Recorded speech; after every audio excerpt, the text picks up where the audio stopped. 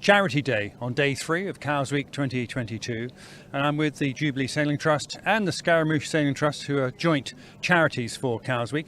But I'm with Graham Stabick, who's watch leader on the lovely Tenacious here. And briefly, Graham, just tell us about Tenacious. She's a square rigger, and a lot of sailors, both able and disabled, have learnt their skills on her, haven't they? They have indeed. She is now 21 years old, 22 years old, and has sailed virtually round the world. She's been all the way across the Pacific, down through Australia and New Zealand, back round the Horn, and I've enjoyed sailing on her for 20 odd years. You've got a bit of an odd challenge here for Cowes Week, haven't you?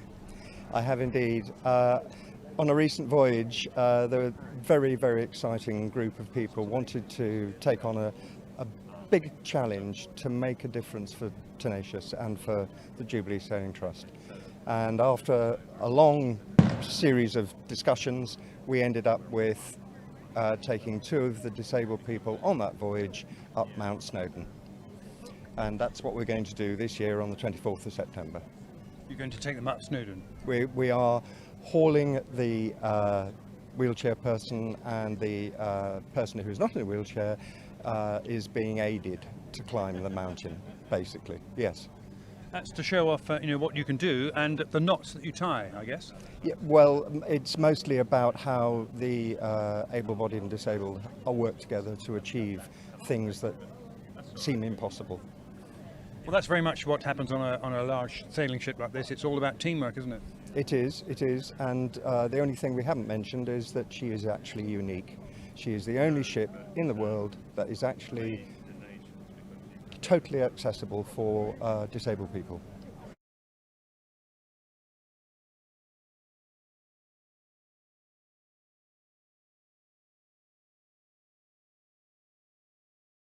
People doing so many amazing things in and around the county, and I'm so pleased to say joining us this afternoon is David Bainbridge. Good afternoon, David.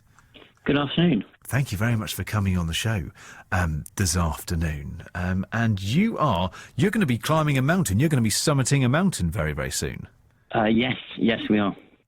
Which one and why? It's Mount Snowdon, and we're raising money for the Jubilee Sailing Trust's accessible tall ship, Tenacious. She's the only fully accessible tall ship in the world. And going to do it the hard way in a wheelchair.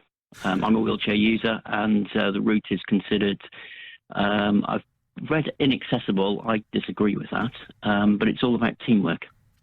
You know it's much easier on the train, don't you, David?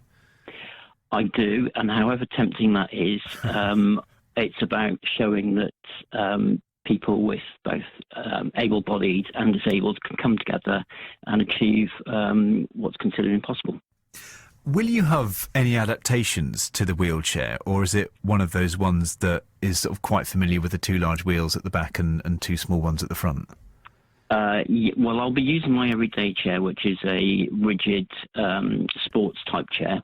So I have the 2 large wheels at the back and 2 small caster wheels, which get caught in just about everything when it's on grass. And one of the very difficult sections of the climb is a section which has about 30 centimetres steps and rocks. So what we'll be doing is attaching a BMX frame bolted to the front of underneath my chair, with a mountain bike wheel and with the addition of a hydraulic disc brake. So it'll actually turn my chair into a trike, and the team members will actually attach ropes and pull me. Wowzers. Why did you decide to do this? A couple of reasons, really. I'm used to, just as most people within a wheelchair or with Ehlers-Danlos will realise, every day is challenging.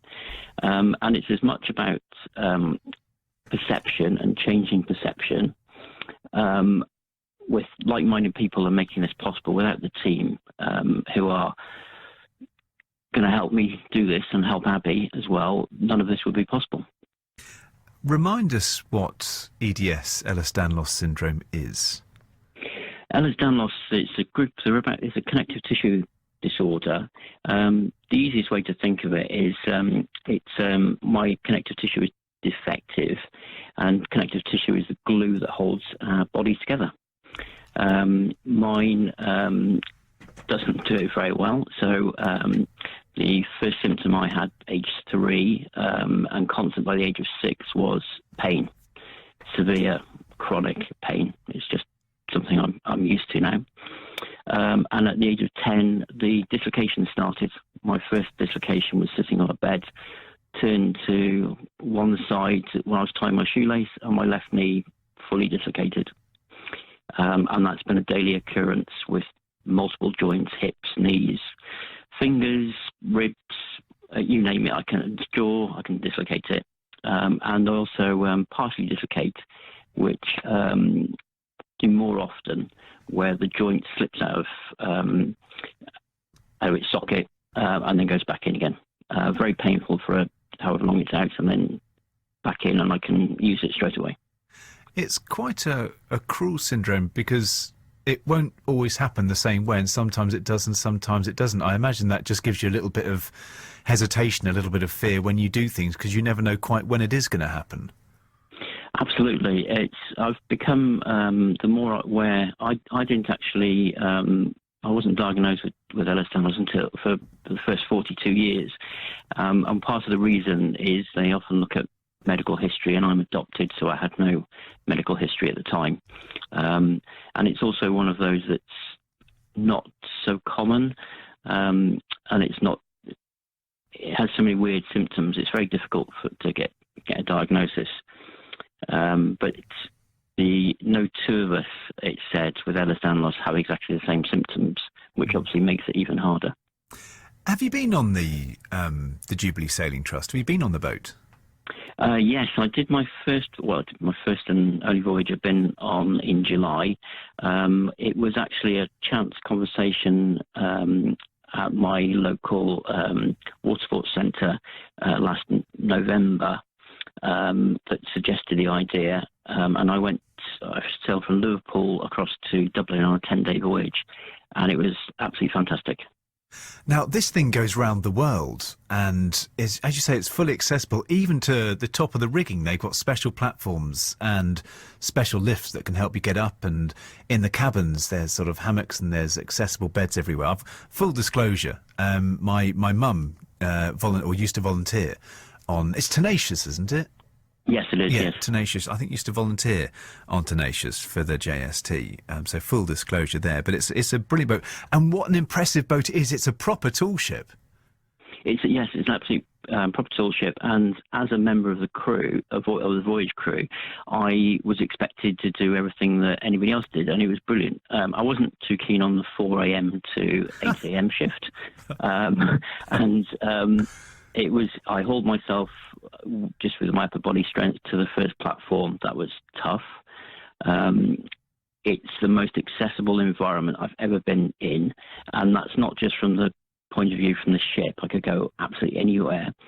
But the Voyage Crew, the permanent crew, nothing was a problem, was adapted, or in fact it was quite boring in the end, because I'm so used to having challenges and having to problem solve that I was feeling quite bored because I just didn't need to. And you sailed from, where was it? You sailed to Dublin? I sailed from Liverpool across to Dublin via the Western Isles.